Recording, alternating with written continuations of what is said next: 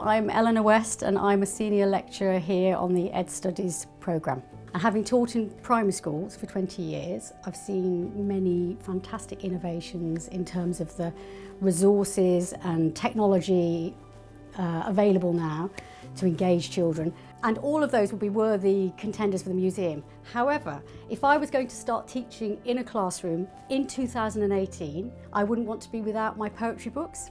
So I'm going to put an anthology of poetry books, one of them anthologies that I would take into the classroom with me, into the museum. There is something about poetry that children are hardwired to respond to. The reason why I used it so much in the classroom is because it relieves many children from the sort of intimidating education of books that they can sometimes feel. You know, we put so much pressure on children to learn how to write and read fluently and so on.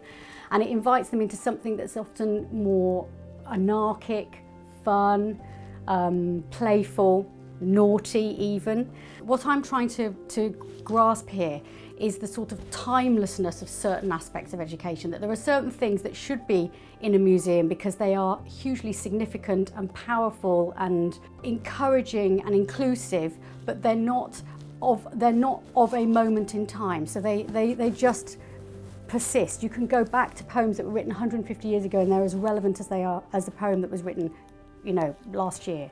And so that, to me, as a sort of experienced teacher, this was a core principle for me using poetry in the classroom. I just felt that everybody could enjoy it, everybody could access it quickly and easily, and it relaxed everybody. It took them away from the schoolification of learning, you know.